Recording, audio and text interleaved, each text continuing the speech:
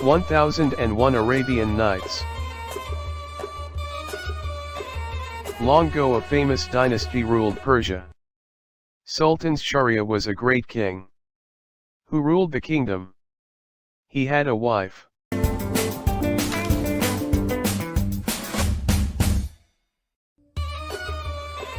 1001 Arabian Nights.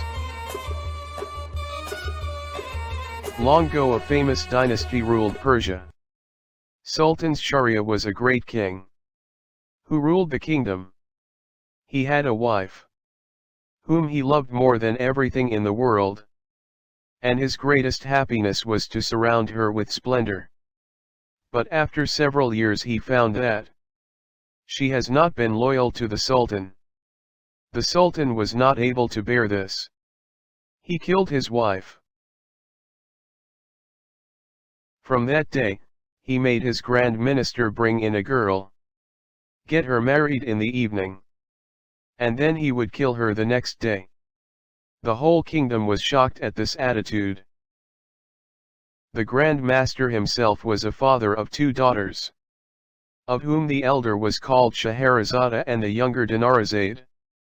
Scheherazade was highly intelligent and extremely beautiful. One day, Scheherazade went to talk to her father. Father, I have a favor to ask. Will you grant it to me? I couldn't refuse you anything. Tell me, my dear. I am determined to stop this barbarous practice of the Sultan, and to save the girls from this awful fate. It would be an excellent thing to do. But how do you propose to do it? It is you who have to provide the Sultan daily with a new wife, and I request you to permit me to marry him. Have you lost your senses? Don't you know your fate if you marry the Sultan? Yes, my father, I know.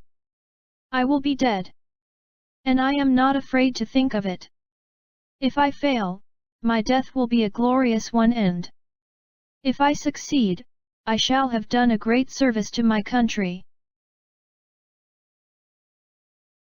The next day, the Grand Minister offers her daughter's hand in marriage to the Sultan. The Sultan receives the news with the greatest astonishment. Let there be no mistake. Remember, you will have to take her life yourself. If at all you refuse, I swear that your head shall be cut off too. My Sultan, whatever the cost, I will obey you. Meanwhile, in daytime, Scheherazade asked her sister to do a favor. Dinarzade, I am all set to marry the Sultan. I want you to help me after the marriage. I will request the Sultan to take you with me, to which I think he would agree.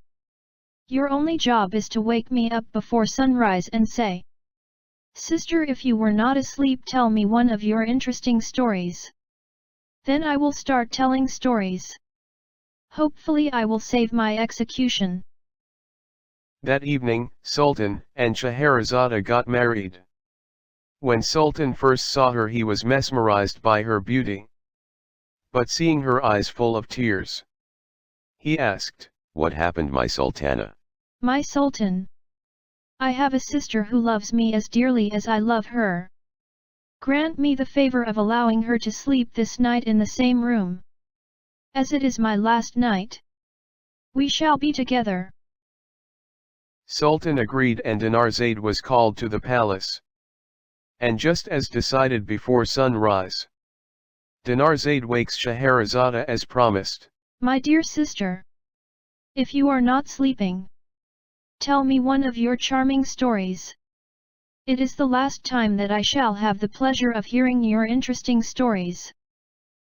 My Sultan, permit me to do as my sister asks. Willingly. And so Scheherazade began her stories. However, she stops the story in the middle, so that he will be excited to hear the rest the following night. The next evening, she finishes that story and then begins another, following the same pattern for 1001 nights, until Shahryar has a change of heart and forgoes her execution.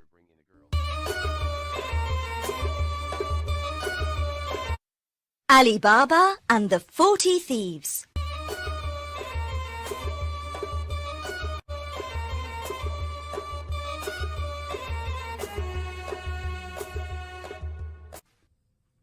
Ali Baba was a woodcutter. He was from Persia in the Middle East. One day he was at work in the woods when he saw 40 men on 40 black horses. They stopped near a huge rock. They had 40 big, heavy brown sacks on their backs. Ali Baba watched the men as they got off their horses. A tall man walked to the rock and said, "Open sesame!" Ali Baba looked and looked again. Something amazing happened. The rock opened. Behind the rock was a cave. The 40 men went into the cave with their sacks. Later, when the men came out of the cave, they didn't have their sacks. "Close sesame," said the tall man, and the rock closed. 40 men got on their horses and went away. Ali Baba went to the rock. "Open sesame," he said. The rock opened, and inside the cave there were hundreds of sacks and wooden boxes. Ali Baba opened a sack and it was full of diamonds. He opened another sack and it was full of gold coins. He opened a box and it was full of silver. He opened another box and it was full of beautiful jewels. "These 40 men are thieves," thought Ali. "I'm going to take some of these coins home for my wife." He put some gold coins into his bag and went out of the cave. "Close sesame," he said. The rock closed and he went home. Ali Baba's wife, Nasreen, was in the kitchen. Ali Baba told her about the 40 thieves and the treasure in the cave. "This is wonderful news," said Nasreen. "Can we take more money and buy a new house and new clothes?" "Yes, but we mustn't tell anyone," said Ali. "The 40 thieves are very dangerous men." Ali's brother, Kasim, was outside the kitchen. He opened the door. "Tell me where the cave is," he shouted. "You must tell me, or I'm going to go and look for it myself." "No, don't do that," said Ali. "Go into the woods. There's a huge rock near the big baobab tree. The rock opens when you say, 'Open sesame,' and closes when you say, 'Close sesame.'" Kasim went to the rock. "Open sesame," he said. He went into the cave and the rock closed. "This is amazing," thought Kasim. "Gold, silver, beautiful jewels." He had 3 big sacks with him and filled them with gold and silver and jewels. He stood in front of the rock and said, "Open wheat." But the rock didn't open. He said, "Open corn." But the rock didn't open. "Oh, what is the right word?" he thought. Kasim was angry. He couldn't remember the word. He sat down to think, but suddenly he heard horses. The 40 thieves were outside the cave. "Look, a horse! Someone's in our cave! He can't have our treasure! He must die!" The next morning, Kasim's wife, Zila went to Ali Baba. Kasim didn't come home last night. Do you know where he is? She asked. Ali told Zila about the cave. Please go to the cave. The thieves are dangerous men. They'll kill him, she said. Ali went to the rock. It was closed, but he heard a noise. Kasim, are you there? He said. Yes, I'm here. Help me. I'm hurt. Open sesame, he said, and the rock opened. Kasim was on the floor. He couldn't walk. The thieves said I must die, but I didn't die, he said. You didn't die, but you're hurt. Let's go home now, and the doctor can come to the house later tonight. The next afternoon, the thieves went back to the cave. He isn't here, said the tall man. We must find him. He was hurt. We must find the doctor who helped him. The tall man found the doctor's house. He was angry. Where's the man you helped yesterday? Where's his house? He asked. I don't know, said the doctor. It was dark, and I couldn't see the road or the houses. Then take me to the house tonight when it's dark, said the tall man. The doctor took the tall man to Ali's house later that night, and the tall man painted a white cross on the door. Now I know where Kasim and his family live. They must all die, and I've got a plan. The tall man went to the market and bought 39 big oil pots. Put the pots on your horses, then hide inside them, he told the thieves. I'm going to Ali Baba's house, and you'll be in the pots. We'll kill them all tonight when they are asleep. That evening, he went to Ali Baba's house. Good evening. I'm an oil merchant from India, and I'm very tired, he said. Have you got a room where I can sleep and a place for my horses? Of course. Welcome to my home, said Ali. Zila was in the kitchen with Nasreen. That man isn't Indian.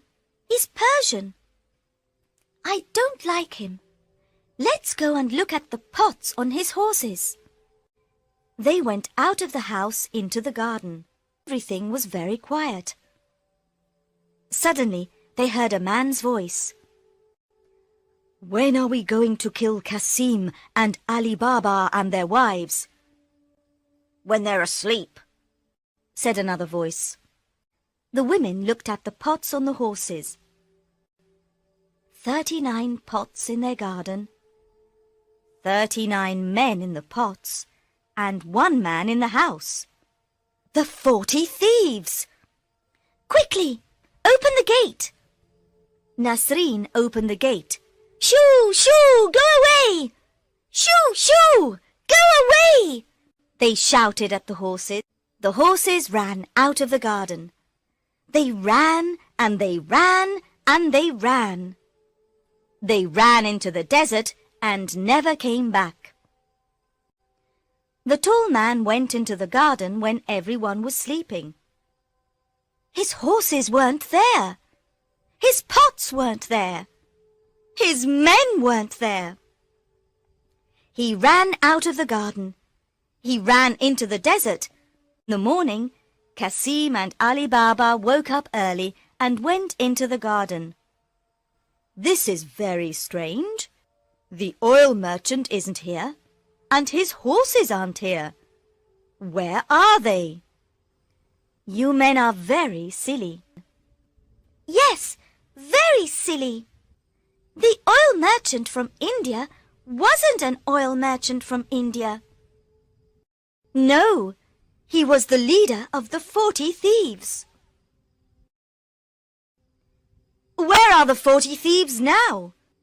They ran into the desert, and let's hope they'll never come back. Tomorrow you can go and get the treasure, and we'll give some to everyone in the village.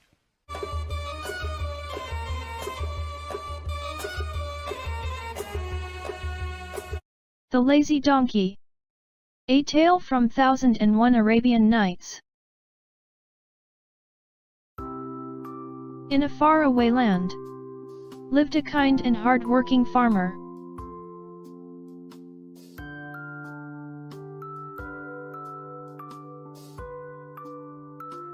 He had a special power. He was able to understand the language of animals.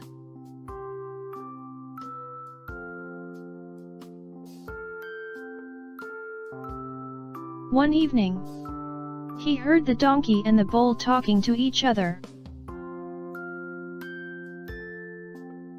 He hid behind a tree and listened. The bull was complaining to his friend, the donkey.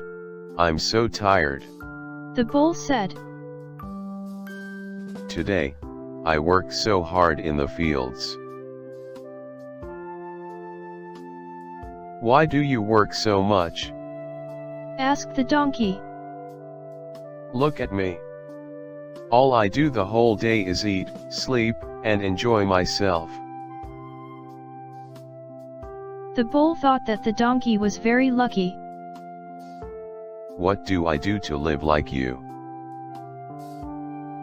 He asked sadly.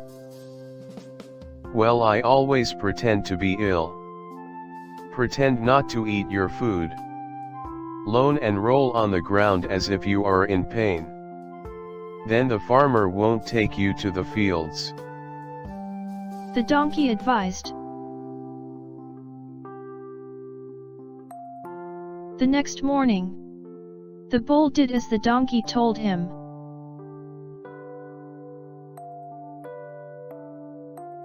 But the farmer, who had heard everything, was determined to teach the lazy donkey a lesson.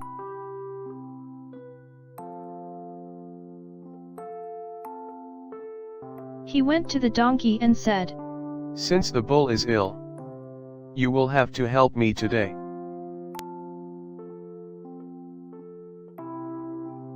The poor donkey puffed and panted as he did all the work. By evening he was aching all over. The bull, however, was cheerful. He came to his friend and thanked him for his brilliant idea. I had a wonderful day today. I think I will fool the farmer again tomorrow, he said. The donkey was worried. He didn't want to toil so hard for one more day. He quickly said, Oh no! You must not do that. Just today I heard the farmers say that if you were sick for longer, he would sell you to the butcher.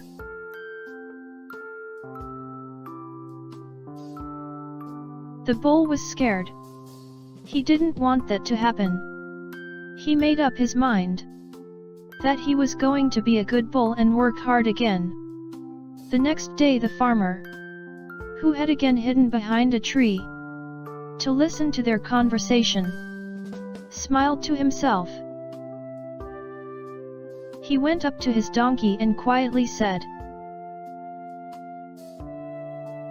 So donkey, I hope you have learned your lesson.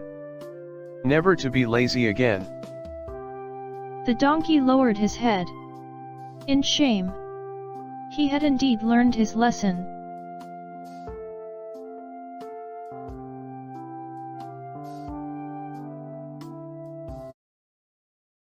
A Clever Falcon. A Tale from 1001 Arabian Nights. In a faraway kingdom, there once lived a king called Yunnan.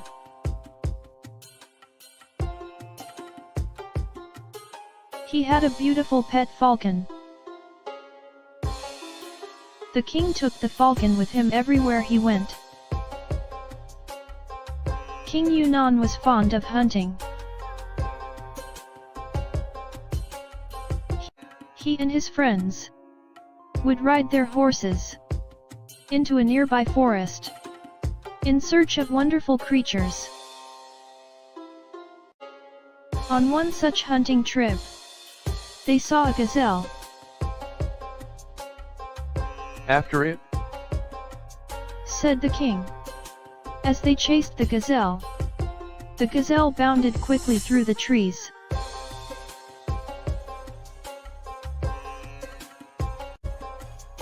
The king, eager to catch it, rode faster and faster, and deeper into the mysterious forest.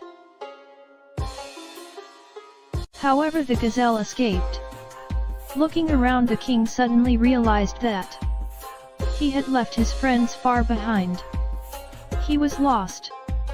Only his falcon had followed him. Now he was all alone in the forest, with just his falcon and his horse for company. By now the king was feeling very thirsty. He said to himself, I wonder if I can find some water here. After searching for a long time, he finally came upon a small sparkling pond.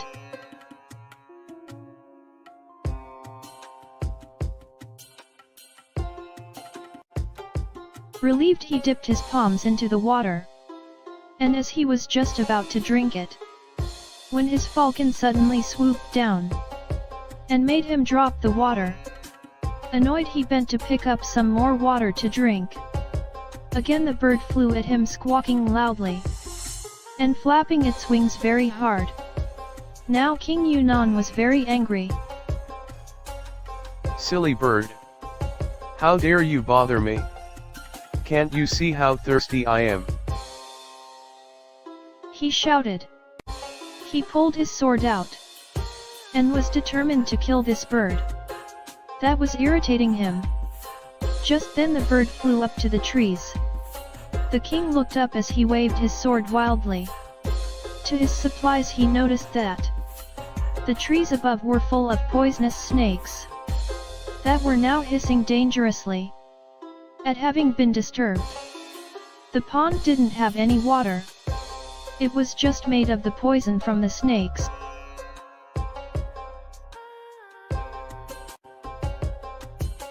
It was then that the king realized that his falcon had saved his life.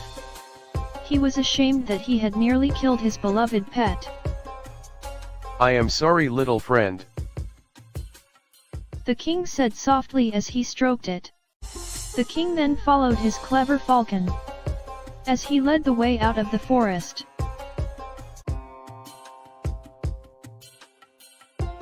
He cared for the bird throughout the rest of his life.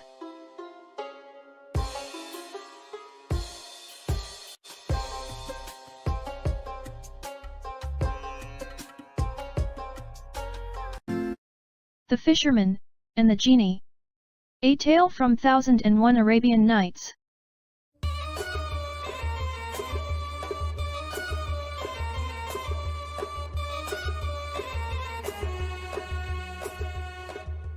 This story is about Musa. Musa was a poor fisherman. He had been sitting by the river since morning, spreading his net. But he had not been able to catch any fish the whole day. He said sadly, It is getting late. If I don't catch any fish soon, I will have nothing to eat tonight. His stomach was already grumbling. Just then he felt something getting caught in the net. It must be a really big fish, he said happily. In some time, with a lot of effort, he pulled the net out. He was surprised to find an old strange golden lamp instead of a fish. He was curious, and so he rubbed the dirt off the lamp. Immediately a lot of white smoke came out from inside the lamp. Once the smoke went away, he saw a huge ferocious-looking genie in front of him. It was an evil genie called Jabbar. Jabbar said to him, I have sworn to kill the first man I see, when I am released from this jar. Now you must prepare to die. Poor Musa said trembling.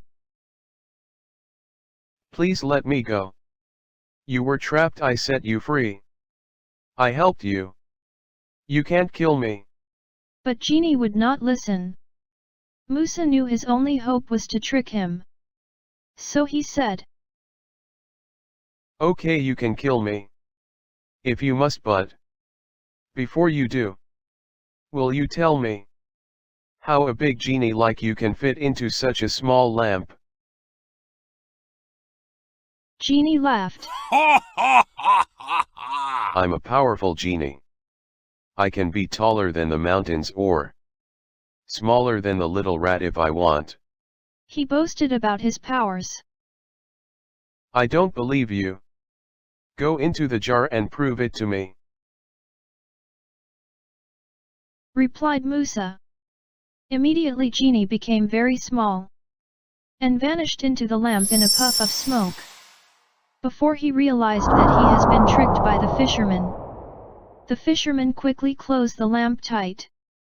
He trapped the genie in the jar again. Quickly he picked up the lamp and threw it far away back into the river. He never wanted anyone to find that lamp again. In this way, the clever fisherman outwitted the evil genie.